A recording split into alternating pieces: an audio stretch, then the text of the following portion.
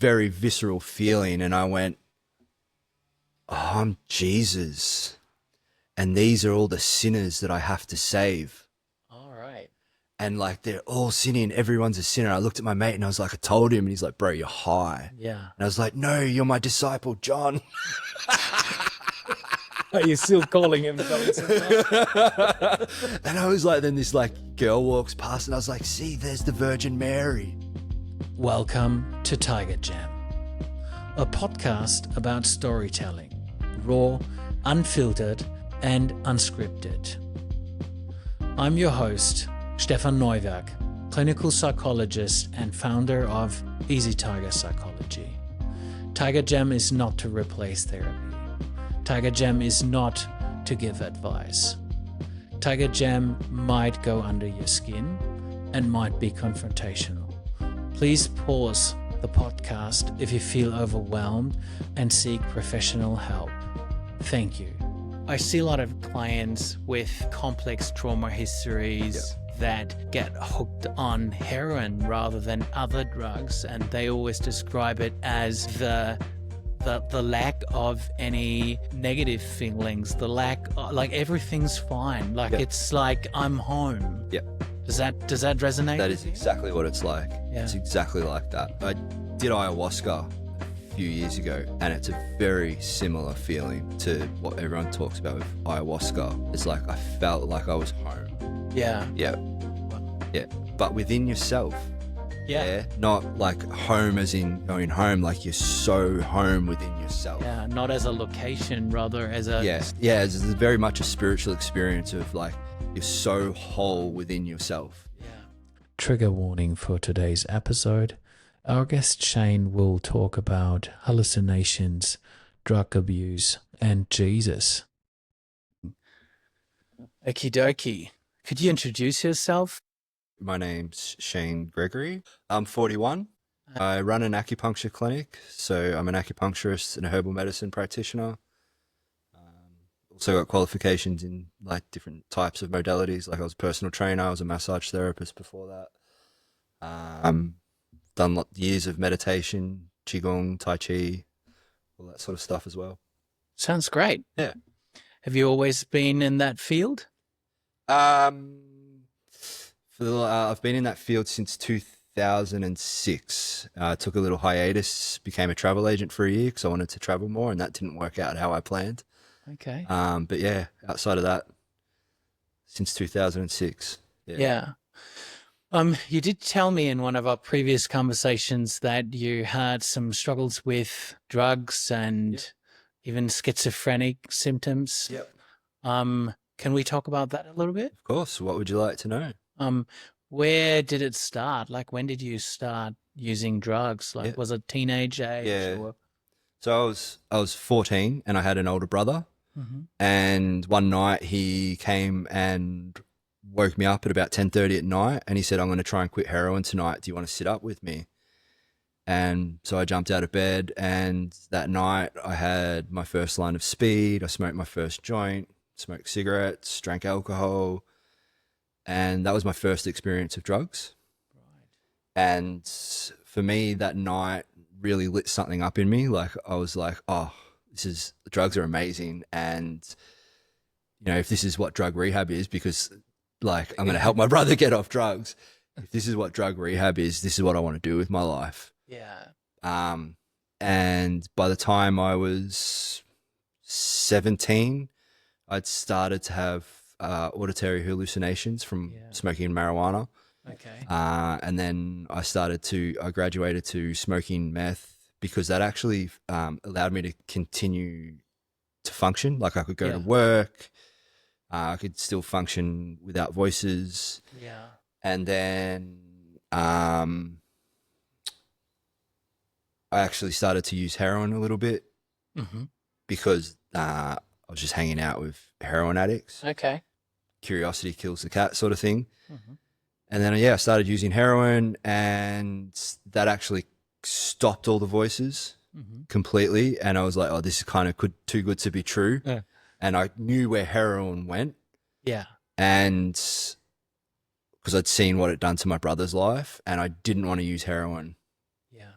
and I knew I couldn't keep using drugs because I was going to end up dead Yeah. or in a loony bin. And I made that decision when I was using heroin. That's it. I'm done. I got to figure this out. And so I stopped taking drugs, but nothing went away. Okay. All the voices stayed. Still had some pretty gnarly thoughts going on. Yeah, took a while to sort of figure it out from there. Yeah. For how many years have you used drugs in total then? Approximately. I started using when I was 14, and I didn't probably fully stop until I was 24, so 10 years. Wow. Yeah. Yeah. And when you say heroin, like most people would like instantaneously think about injecting it. Yeah. Like, have you used No. needles or? No, so I used to smoke it. I didn't use it a whole lot. Maybe I used it for like 5 or 6 times Yeah. in the whole time that I used it. But I never used needles because I used to hold my brother's arm while he shot up when I was like 14, and Right. I just didn't want to do it. It was just Yeah. it was a trigger for me. Yeah. Wow. Okay. Um, can you describe what heroin does to you? And I do acknowledge that I think it does something else for everyone who uses it. But Yeah. what is it like to be high on So heroin? the first few times I used it, it did absolutely. I felt like it did absolutely nothing, Okay. and I was just like, "Oh, this is boring," sort of. And then the last night that I used it, I was just using it, and I felt the same. I was like, "Oh, this hasn't done anything again," Yeah. and I was like, "Well, I don't see what the point is." And then actually got home, and I laid down in bed. And I don't know if you've ever seen the movie Train Spotting, but there's a Yeah. scene in, Ages ago. yeah, there's a scene in Train Spotting where the bed rises up around him, Right. and that's exactly what happened to me. And so when I was high, I was laying on my bed, and the bed rose up around me, and I was like, "Whoa, this is amazing! Like I've never felt this level of relaxation in my entire life." Yeah. And then I realized like I was sitting in like this black void, and there was nothing but myself in that void. There was no other voices. And for someone that had been hearing auditory hallucinations for like 5 years, that was amazing. Yeah. There was not a single other voice except for my own voice. And I was actually able to have a conversation with myself in that high state where I was like, this is too good to be true. You know where this ends because you've seen what your brother's been through. You have to make a choice. You need to stop drugs and sort this out now, Yeah. or you're going to end up exactly like your brother. And if there was anything I didn't want to be, it was exactly like my brother. Okay. And so, like that stage of my life, I had so much hatred towards my brother. All right. And we would fight. There's lots of really heavy stuff that went on between us. And I knew that night I had to sort my life out, and that heroin episode where it was just so peaceful allowed me to make a decision that I wasn't going to use drugs anymore. Right. And that's where I really made the decision to stop. Because Okay. I'd had moments prior where you've got to stop, you're addicted, you're this, you're that. Yeah. But the night on heroin was like, that was the final call, because I had the mental clarity Yeah. that I'd never had before. When you say peaceful, like, I see a lot of clients with complex trauma histories that get hooked on heroin rather than other drugs, and they always describe it as the the lack of any negative feelings, the lack of, like everything's fine, like Yeah. it's like I'm home. Yep. Does that resonate That with is you? exactly what it's like. Yeah. It's exactly like that. And I did ayahuasca a few years ago, Mhm. and it's a very similar feeling to Right. what everyone talks about with ayahuasca. Yeah. It's like I felt like I was home. Yeah. Yeah, Wow. yeah. But within yourself. Yeah. Yeah. Not like home as in going home, like you're so home within yourself. Yeah, not as a location, rather as a Yeah, spiritual. yeah. It's very much a spiritual experience of like you're so whole within yourself. Yeah, yeah. And I think that's why a lot of people can't stop using these drugs because it feels it's the only way for them to feel that homey feeling. And I do think, as a psychologist especially, that I understand people with trauma background. It's not easy for them to feel home within themselves. It's not easy for them to have a self-esteem, a regulated emotional balance and stuff like that. And sometimes drugs do that for them. Yeah. Yeah. What's the difference in your opinion about using ice versus heroin? Well, they're opposite ends of the spectrum. Yeah. So, heroin's very much a sedative. Ice is a stimulant. Yeah. And so for me, when I would use ice, it would just unleash my potential. Okay. Yeah. So it was like I could do all the things that I wanted to do. Right. For me, I would sit there and I'd write out all my plans for my life. Like, Wow. this is what I'm going to do. And, Yeah. I'd start taking action on on the changes that I want to make. Yeah. And I'd be able to have those conversations with people that I wouldn't normally be able to have. I was able to focus clearly. Like I could push through, like I could ignore the voices going on in my head. Yeah. I could just keep going Yeah. and I would get stuff done. Wow. And so meth really helped me to continue to function. And one of the things that happened when I stopped all drugs was I was actually diagnosed with chronic fatigue syndrome and Epstein-Barr virus. And I think that meth actually helped me move through that. Yeah. Like it kept me going whilst I was sick. And I didn't even know I was sick.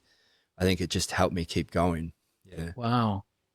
I was about to say it sounds quite functional. So Yeah. there's another risk in Yeah. and probably the explanation why a lot of people use meth because it gives them like a little bit of extra fuel in the tank Yeah. or Well, so something I found out years later is that like so I'm a Chinese herbalist, and so meth actually comes from the herb ephedra, which is a Chinese herb, okay. which is used for treating colds and flus and viruses Oh wow. and asthma.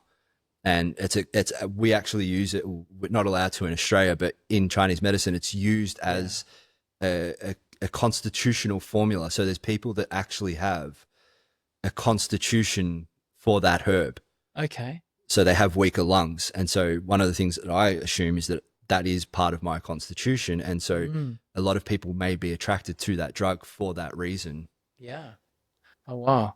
That's an interesting like aspect or perspective of it. Yeah. So yeah, they're two opposite drugs. Two opposites. And aside from the functioning aspect of using meth, what were the downsides of it? Like what? Just the come down. Yeah. Yeah. So it's like I'd sit there and write out all my plans, but then the next day I wouldn't take any action. Okay. Because the come down was so hard. You get so high up that it's a crash. Yeah. Wow. Yeah. And then it's like I couldn't function after that. So I'd need more meth to smoke. Okay. Yeah. So it's just, it becomes that constant need more. And were you part of, or like how was the addiction side of things for you? Like, could you go to work? Could you function? That's why I used it. Yeah. Yeah, because I could still go to work and I still could function at work, and my bosses all loved me because I was a high functioning worker. Yeah. Okay. Yeah. Whereas if I didn't use, I'd call in sick or it was just I was non-functional without it. Yeah. Wow. You did mention your brother. How much older is he, or was he? Yeah, so he's 6.5 years older than me. Yeah, that's a quite big gap for two boys growing up together. Yeah. Yeah. Yeah. Was he like a playmate while growing up? Yeah, or so was when the we were distance too big? Yeah, no, when we were younger, we were. Yeah. But I remember, like, I would have been 7 or 8 when I started going, oh, where is he? What's he doing? Because he was off living a teenager's life. And that's obviously when he started using, around the same age, like 13, 14. And then, so that started the drift between us two. Yeah. But we didn't really find out he was using smack until he was 19. Right. Yeah. And he was injecting. He was injecting, yeah. Wow. At that stage when I first helped him rehab, yeah, he was injecting. Yeah. Yeah. And is he like, what is he doing now? So he came and lived with me in 2020 after a failed rehab attempt. Mm-hmm. And so I helped him rehabilitate. So we closed that thing, Wow. that big journey that opened like, 20 odd years ago, 30 Yeah. years ago. So yeah, my mum and dad had spent, I think it was $90,000 on his rehab. And they rang me up and said, he's just left rehab and he's relapsed and we don't know what to do. Yeah. And I said, well, I'd been at that point in my life, I'd been working in drug rehabs for nearly 10 years, Right. using Eastern medicine. And I said to my parents, look, you've got an option. You can send him Mm-hmm. to me and he can live with me and I will help him rehabilitate up here. Yeah. And basically they said, well, we'll ask him and see what he wants to do. Mm. And he said yes. And so he came and moved with me at the beginning, just before COVID in 2020. Yeah. So it was me, him, and my girlfriend. And we did basically live in rehab at my house. It was very, very interesting. And yeah, he's been clean ever since. Wow. Yeah. Good on him. What's your relationship with him now? Now I have a relationship. We never had a relationship. Okay. Yeah. So I essentially tried to kill my brother at one point in my life. Like we used to fight that badly that it was like we would punch the living shit out of each other. We'd get, if we saw each other in the street, it was on sort of thing. All right. Yeah. So even like outside of home, like Yeah. not just about the TV program. Yeah, I remember like one time, like I was walking home and he was walking somewhere else, and I knew that had just robbed a house. Yeah. And it's like, and if I think about it, it was actually probably our house that he robbed. So like I'd punch on with him, end up in a massive scrap in the street, or there'd be periods where we'd try to hang out with each other and we'd get really drunk. And he'd be like, I'm going to the city to get heroin. And I'd be like, no, you're not. Yeah. And so then we'd end up punching on trams. I threw him off a tram, like while it was moving, like it wasn't a good relationship by any means. Yeah. And now we actually have a functional relationship. Yeah. We hang out, talk. He's a great uncle to my kids. Great. It's totally different. And I feel like my whole family's getting a do-over now, because we didn't have a very close family for obvious reasons when I was a teenager, and now we all live together. Like my folks, my brother, my kids, my partner, all live under the one house, and it's like we're getting a full do-over of that now, and it's actually really lovely. Wow, that's cool and very impressive. Yeah. Do you have any idea why two boys from the same family end up in drugs? It's a really good question. I've done a lot of work around this with like, family trauma, all that sort of stuff. One of the big reasons I believe is actually the environment that we grew up within. Like, so my family would be a white picket fence, from the outside, it looks like that. The environment that we grew up in. So, back in the 90s, 80s, 90s, when my brother was growing up, we grew up in the northern suburbs of Melbourne. So it was pretty rough, on the streets. And so he seemed to find himself hanging out with the kids of bikies, skinheads, all that sort of stuff. Yeah. And the same thing ended up happening with me. Like all of my friends that I hung out with were in similar situations. Not all of them, but a lot of us. And we didn't know at that time. It's not until you get much older that you go, oh yeah, that person's dad is this person. Yeah. And so that was the environment that we were in.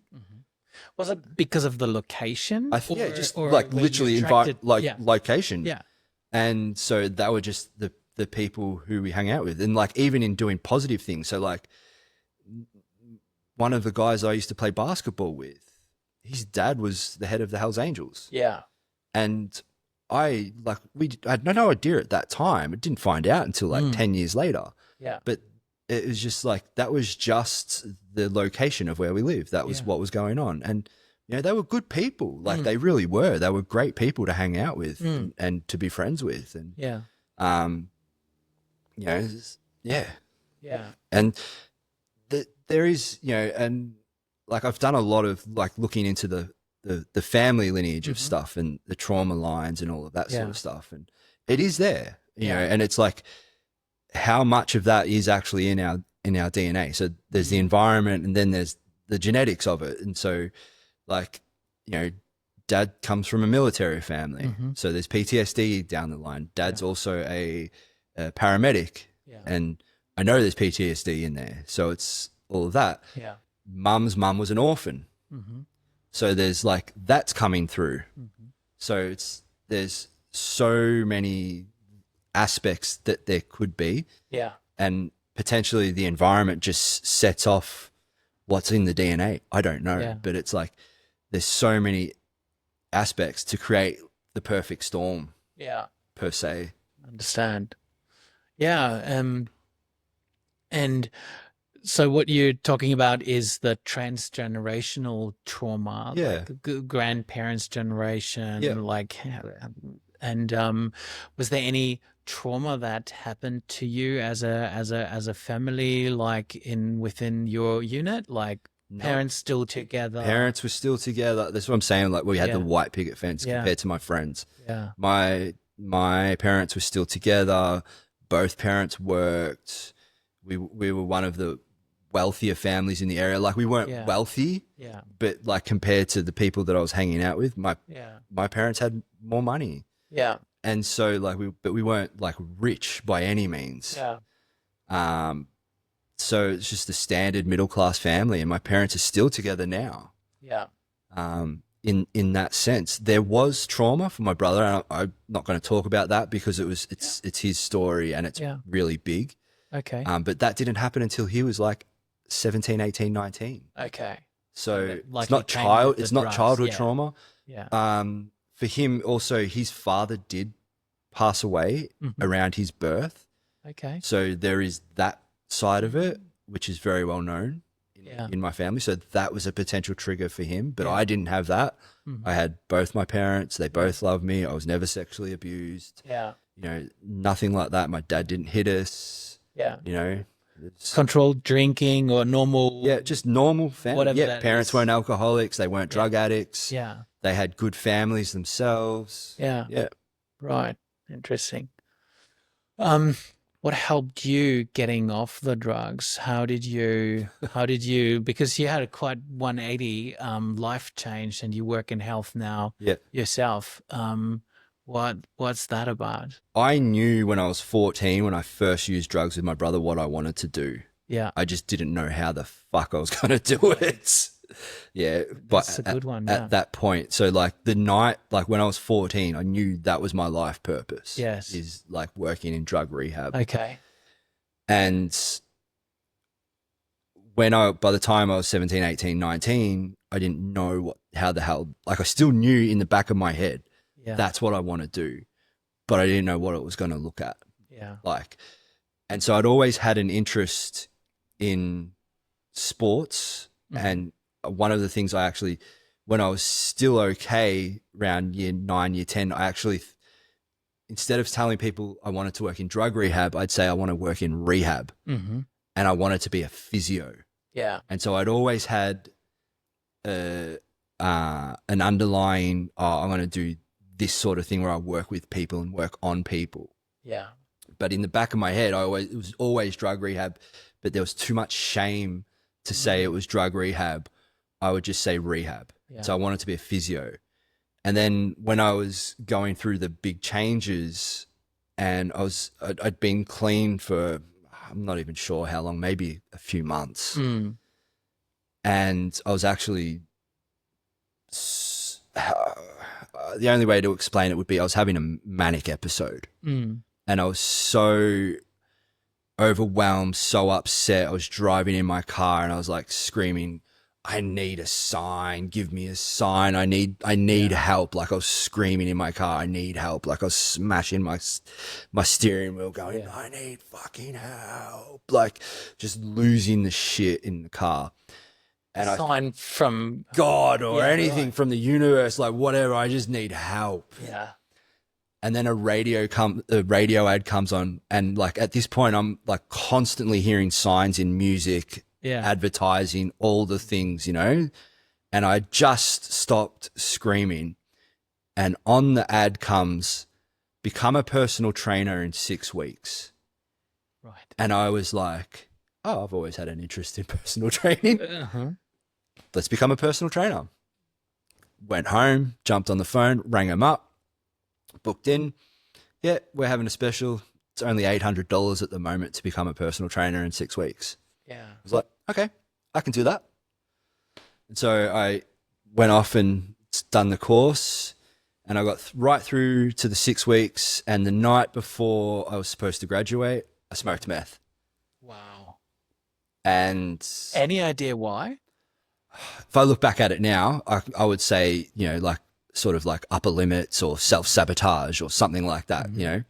But yeah, that the night before the final exams, I smoked meth. I woke up with tonsillitis and I was like, I can't go. Because I hear these kind of stories every day. Yeah. And I never understand, like if I have an exam or something, Yeah. I would do everything to sleep well. Yep. I would do everything to be prepared the next morning. Like my bag would be packed already. 100%. Not too much caffeine. Yeah. Like, right? And some people smoke meth before. Yeah. What makes a person sit there and think, well, let's smoke a pipe? It's not at that point in my life. Yeah. There would have been no thought. I would have gone to a friend's house and it would have been there and I would have hit it. Okay. Yeah. It's like there was no. And there's no inner voice that tells you don't go to that friend. It's just it's an automatic response. Yeah. It's like I'm just there. I'm going to hang out with the boys. Maybe that will help calm my nerves. Right. For the day before. It's the only way I know how to regulate myself properly. Yeah. I'm ad-libbing this because I don't know. I wouldn't have thought like this back then. It would have literally been, I would have gone to someone's house. There was meth there. I would have smoked it thinking I'm going to have a good night. I'll be fine tomorrow morning. I'll just get on with it.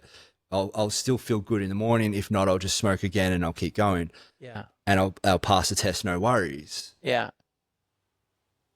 But yeah, I woke up and I was sick as a dog. Yeah. And that was it. And it was like, I personally believe it was just a form of self-sabotage at that time. Because I was making change. Yeah. Yeah. Yeah. But at that point in time, for me, the spark had been lit. Yeah. Yeah. I fell in love with the human body. Mm-hmm. And so there was actually a couple of teachers in there who saw things in me and they said, you know, you should pursue this. We can see you light up. Yeah, yeah. So essentially what happened was I'd fallen in love with the human body and then I was like, oh, that school also offered a diploma in massage. And so I enrolled to do the diploma of massage. Yeah.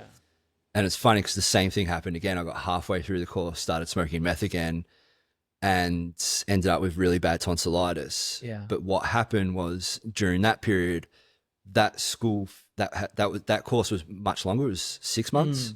And at 3-month break, there was a 2-week break. Yeah. And so I actually had surgery to have my tonsils removed. And after I had the surgery to remove my tonsils, I never smoked meth again. Okay. And I finished the massage course and then I went back and finished the fitness course. And so I was then qualified as a personal trainer and a remedial massage therapist. Yeah. But I was still cooked in my head. So I was still auditory hallucinating. Yeah. Still had a whole bunch of stuff going on. I was very, very depressed.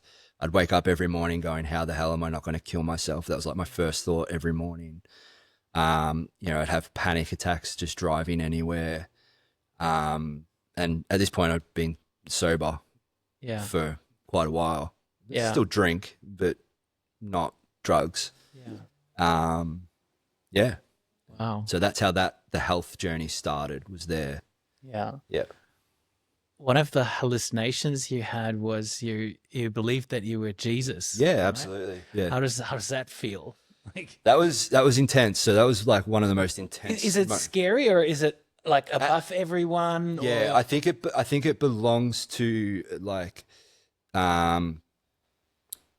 Like a manic. yeah, it's definitely a manic thing, but it was like for me, I think it would depend on your background. So I'm Catholic. Yeah. I'm not Catholic. I wouldn't say I'm a practicing Catholic now, but I was brought up Catholic. Mm-hmm. And so what happened was I'd actually gone out taking MDMA, Yeah. and we went to a house party. It was total wrong vibe to go to high on MDMA. Okay. But when I took the MDMA pill, there was a fish on it. Yeah. And it was what you see on the Christian symbol. Yeah. Yeah. And I looked at it and I was like, oh, Jesus. Mm. And I took it. And if I know anything now about taking drugs, your intent is going to have a big thing. So like you look at all the psychedelic medicine stuff and it's all about set and setting, which is your intent. Yeah. And so my intent in essentially seeing this Jesus fish on there and taking the pill literally triggered it off. And I got to this house party and I just was overwhelmed with love for everyone.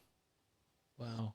And I was just like, oh, this is amazing. Like it was just like this over-roaring thing. And then I was like, everyone was like coming up to me, and like, it was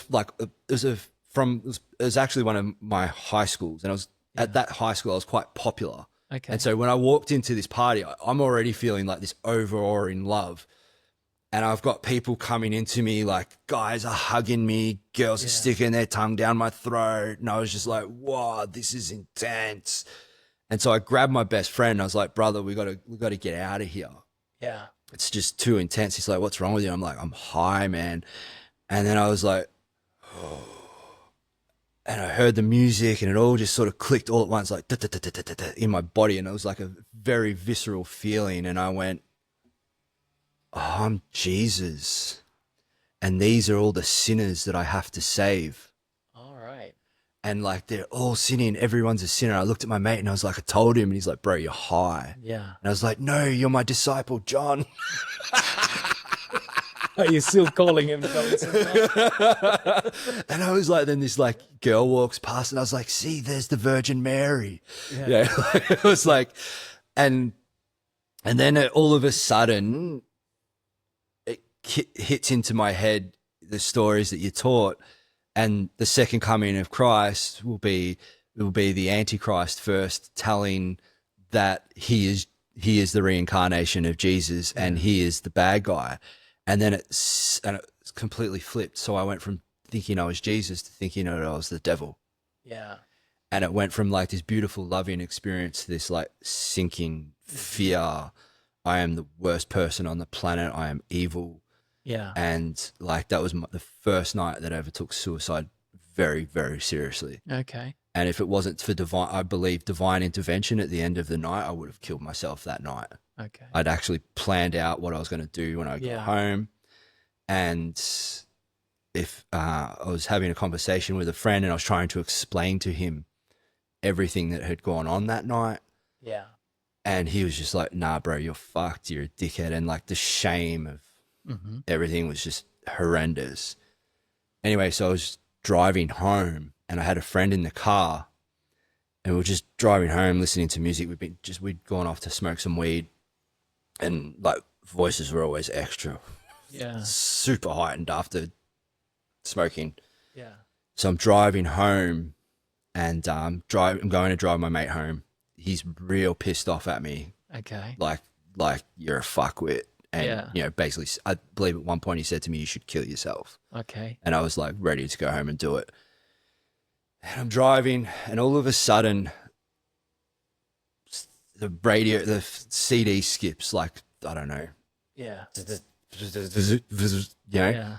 and this song comes on like Bone Thugs and Harmony. It's like the song's called "Change the World," Yeah. and it's got this like beautiful message of helping people and changing the world, and we're here to do better things, and why aren't we doing those things, and we need to do those things. And he looks at me after it and he goes, "Fuck, bro, I understand everything that you were talking about now." Wow. And it was like both, like the connection in that. And he was like, "Oh wow, we actually like actually understand what you were Yeah. talking about now."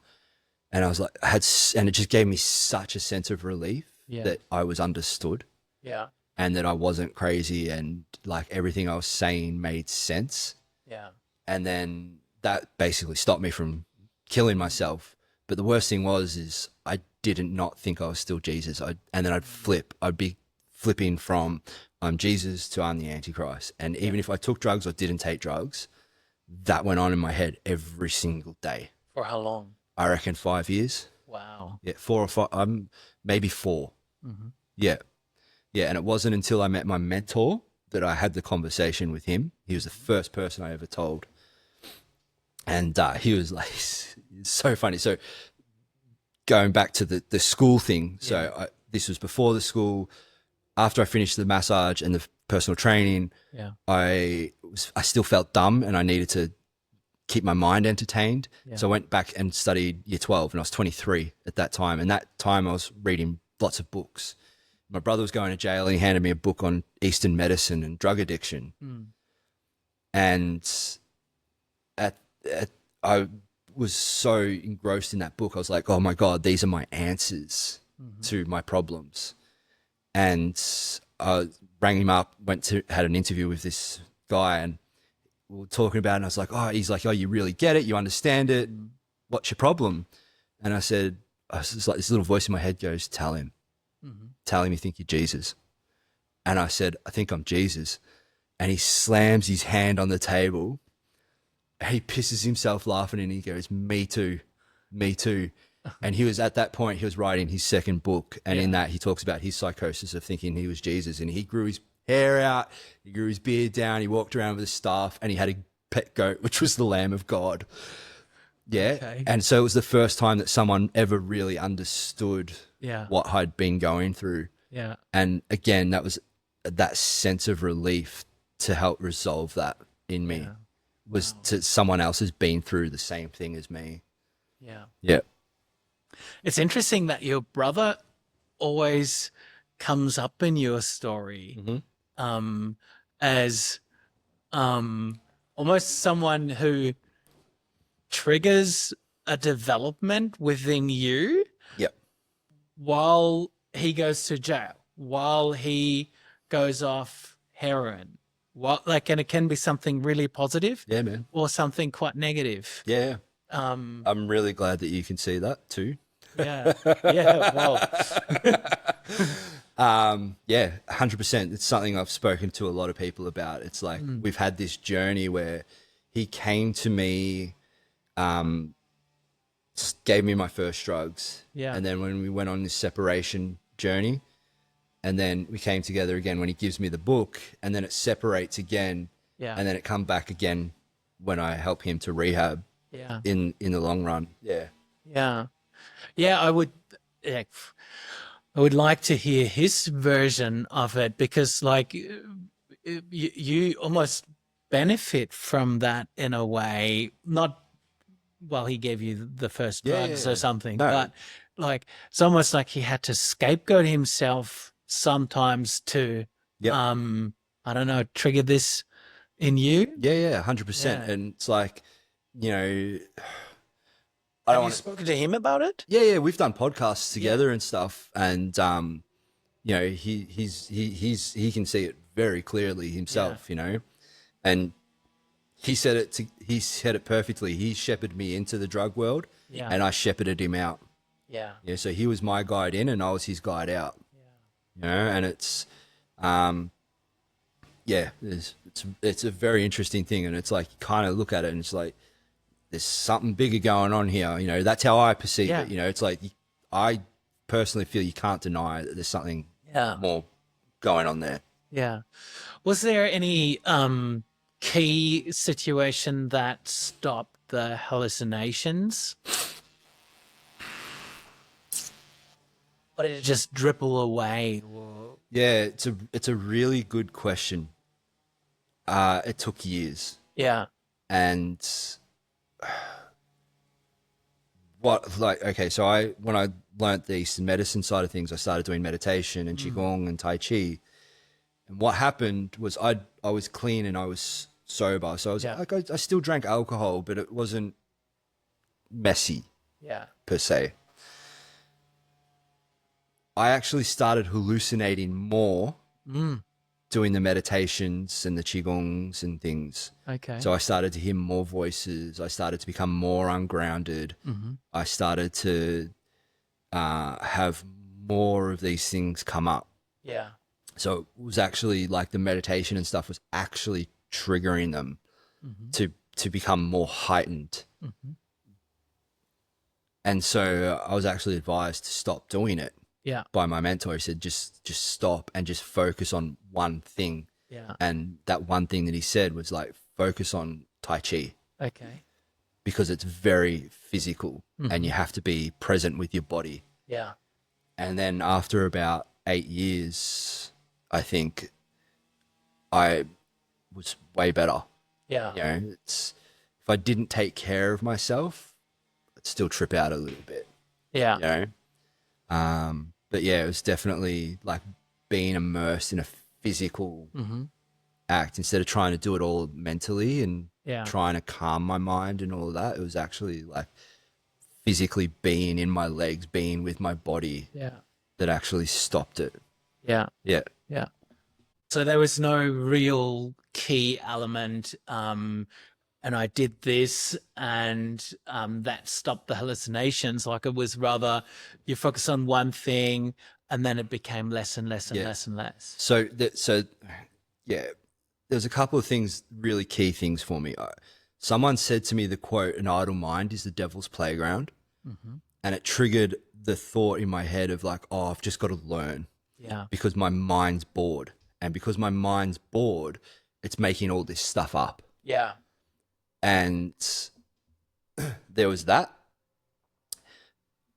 I was actually talking to a counselor slash, I don't know what she was, which lady. And she said to me, you got a choice to make. You can be psycho or you can be psychic. Yeah. And it just really triggered something in me. It's like, oh yeah, like psychic people hear voices too. And I was like, oh, okay, so maybe that's what it could be as well. You know, there's that level of things. And I was just like, I was just kept an open mind. Yeah. I wouldn't say I'm a psychic by any means. Yeah. But it was just like one of those moments that sort of went, yeah, she turned around. She's like, look, mate, you can be psycho or you can be psychic. You choose. Yeah. And then, then it was like the physical work, being in my body.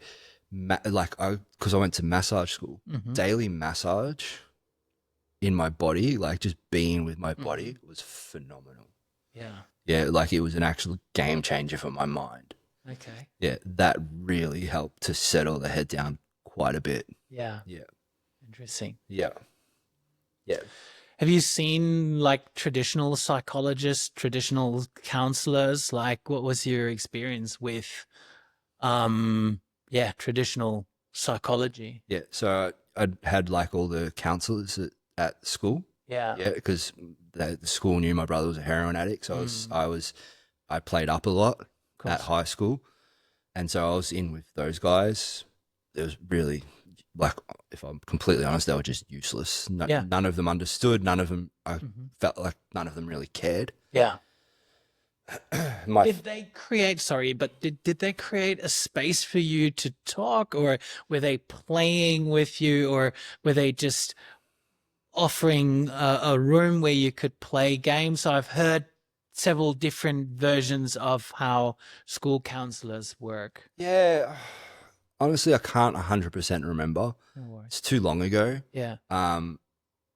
They more kind of just like tried to get me to focus on my schoolwork instead of being focused on other things. And it's like I had no interest in school at that point in my life. But so I'd actually my first encounter with a psychiatrist was I'd actually, this is probably my besides the Jesus time, was my lowest low. So I had voices one night, been smoking a lot of weed, and I was like hyper vigilant to voices. And I could hear my mum talking to me, my dad talking to me, my brother talking to me, my friends talking to me, random strangers talking to me. And they were all telling me the same thing: peel your face off, you're an alien. Right. And so I was laying in my bed, literally picking at my face, trying to pull it off. Yeah. And so I ran to the bathroom, literally looking for the thing to peel off. Yeah. I couldn't find it. Go back to my bedroom. My mum like, come to my bedroom. I'll help you do it. Go into my mum's bedroom. She's dead asleep. Yeah. And she's like, "Are you okay?" And I'm like, not really. Yeah. There's something going on, mum. Anyway, long story short, next day I'm in a psych ward. Yeah. And I'm being interviewed by a psychiatrist. Yeah. And I did not trust him by any means. And the voices in my head were telling me, do not tell this guy anything. Do not say a word. Just say you're okay. Just say you take a bit of drugs, blah, blah, blah. Yeah. Anyway, there was one specific voice that said, don't piss him off because he's going through a divorce. Right. And I was like, oh, okay. Yeah. Like, and I was like, what the fuck? Like, how random is that? Like, literally a voice in my head said, do not piss this guy off. He's going through a divorce. I don't know if he was. Yeah. But he may well have been. And the only thing he said to me, he gave me a brochure, drug-induced psychosis. He said, read this. And I was like, no, I'm good, man. Thank you. And then he said, look, we can give you some medication to help with what's going on. Yeah. And I said to him, I don't want to replace drugs with drugs. And and he was like, oh, they're not drugs, they're medication. And I was like, well, they are drugs because we take them anyway. Yeah. It's like, well, we shouldn't be. And I'm like, well, we do. That's what drug addicts do. We take drugs. We don't care what they are. Like we had friends with antidepressants. We would take their antidepressants. We would take our friends Xanax that were diagnosed with anxiety. We would take our friends Ritalin. Like we just, whatever we could get our hands on, we took it. Didn't really matter what it was for. Yeah. And so that was my first thing with the psychiatrist. Yeah. And then it would have been years later that I started working with psychologists. They didn't get it. None of them had experienced. If anything, they all got scared. Okay. From what I was telling them. They just could not understand. Yeah. What I was talking about. Yeah. Yeah. Were they scared in terms of they need to cover their own ass? I'm not like sure. Risk assessment was maybe it was probably more just my projection onto them of like, oh, they're scared of me because I hear voices. Yeah. And I'd seen I wasn't the only one in my friendship group that had voices. So, and I'd seen what happened to the ones that did say what was going on. Yeah. And they got turned into zombies, man. And I was like, I don't want to be that. Yeah. So I was very careful of what I said to people. There was always a little voice in the back of my head, and I believe my true voice that was always just whispering, going, don't do that. Yeah. Don't tell them. A true voice. Yeah. And then, because the first time I ever heard voices, I was playing cards with my friends. Yeah. And I believe this was my savior. I was like playing cards, sitting there playing all the cards, dealing the hands out, blah, blah, blah. I sucked at this game. So my friends were telling me how to play the game. And I was like, it went on hand after hand after hand. They're telling me what cards to put down, blah, blah, blah. And I was like, all right, stop telling me. I get it. I know how to play the game. And they're like, bro, no one said a word for the last 90 minutes. Yeah. And my heart just went super anxious. And then I was like, all the voices and then it just went over fucking ride. Yeah. And I was like, what the fuck? And then all of a sudden the voices started, you can't say anything. It's secret men's business. Yeah. And so and it was like almost like, it's men's business. You're not supposed to talk about it. Only men, we only talk about it telepathically. We don't talk about it in real life. It's all telepathic. Yeah. And I believe that was my curse Yeah. and my blessing, Right. because I didn't tell it to a psychiatrist. I didn't tell it to a psychologist. I kept it to myself because it was always a secret men's business. Yeah. Yeah. Okay. Yeah. Is it scary to hear voices for the first time, or realizing that you hear them? Yeah, it's really interesting to look back on, because I've done so much work around it, in the sense that, like, that day when I realized that, no, like, they can't hear me, but I can hear them. So it's like, it's all going on in my head. So I don't know if they're like, Yeah. and maybe it is real. I still, don't know. Like, can we all tap into telepathy? Maybe. Yeah. And so I was sitting there with them, and they're going, "It's all right, dude." Like, when they're sitting in silence, not talking out loud. Yeah. It's okay. We know everything that you get up to. It's fine. Yeah. We accept you for who you are. Yeah. And like, then in my head, it's like, no, but I've done this and I've done that, and I couldn't accept the things in myself. Yeah.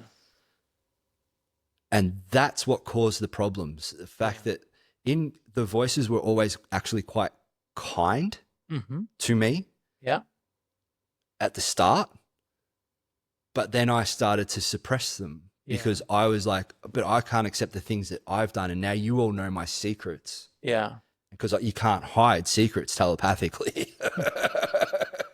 Everyone knows your shame. Everyone knows your history. Everyone knows what you've done. And so there was so much shame that it would trigger. Yeah. And I couldn't accept it. I couldn't accept the things that I had done. Yeah. And that was what the triggers were. And then over time, the voices would get cranky because I couldn't accept it. Yeah. Not because they were bad. It was I couldn't accept myself, and then they become dark. Yeah. Wow. Yeah, that's one of the big things that we have to assess whether the voices are nice or not so nice. Because there's a high risk of people harming themselves when the voices are not nice. And, like, I think peeling off your face is a good example for what the power of these voices would be. 100%. And like literally that night, they said to me, one of the voices said, just grab a knife and make a little slit. Yeah. And I was like, lucky, I would consider myself like semi-intelligent. And I'm like, well, that's fucking stupid. If I can't peel it off, I'm not getting a knife. Yeah. And so I was like, lucky. Yes. In that sense. Yes. And then, Yeah, and you had enough willpower, or whatever you want to call it, to challenge that voice as well. I guess some of my clients, they kind of are too long in that hamster wheel of hearing voices, and they don't have the power anymore to fight against it, and they would perhaps follow the instruction of getting a knife and cutting just a little bit. You did say in the beginning that you have kids. Yep. Yeah. How many kids do you have? Two kids. Yep. Okay. Do they know about your they're story? too young. They're 3 and 1. Okay. Yeah, they're too young then. Yeah. Are you planning to tell them? Yeah, I've written a book, and Okay. yep. Yeah. Yeah. You think that your story makes you a more careful father, helicopter father, like, what's out there? Or do you think it makes you a more relaxed guy because you know that it is not that dangerous, and you can help people out of their bad situations? Both. Yeah. Yeah. One of the things is, I hope that I've done enough work that my kids don't have to go through it, because clearly there's a part of it that's genetic. Yeah. Like last year I found out I've got the gene for DNA and for weed and schizophrenia. Yeah. So I know that that's in me. Yeah. So it's in them potentially. Yeah. And like the whole MTHFR gene and all of that sort of stuff. There is a genetic episode Mhm. of it. But like anything, genes load the gun, environment pulls the Mhm. trigger. Yeah. So it's like, I hope I've done enough work Mhm. with my family and my life and what I've learned over the years to prevent that in my kids. Mhm. If something like that was to happen with my children, I think I'd be okay with it Mhm. because I would be able to support them, or Yeah. I'd be able to help them with the people that could support them, because I've Yes. got a very large network of people Yeah. that do, and understanding. And like one of the things I'm fully into, and I personally believe, is like my parents always loved me, Yeah. and I knew I had a safe place at home Yeah. with my family, and so I believe that's what kept my brother alive as well. Mhm. And so having that solid attachment with Mhm. family, and there's always someone to go back to.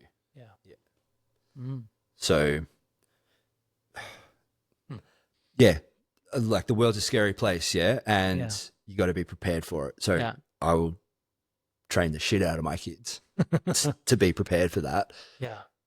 But I also understand the world's going to be very different for them now. And, like the leading addiction isn't going to be drugs, it's going to be technology. Okay. Yep. Yep. And so it's Good like point. prepping my kids for Mhm. technological addiction, Yeah. and having a really strong connection to nature Yeah. and people, Yeah. because nature and people are real. Yeah. Yeah. And technology is real too, but what you experience in technology Mhm. is going to be very interesting in the next 20 years. Yeah.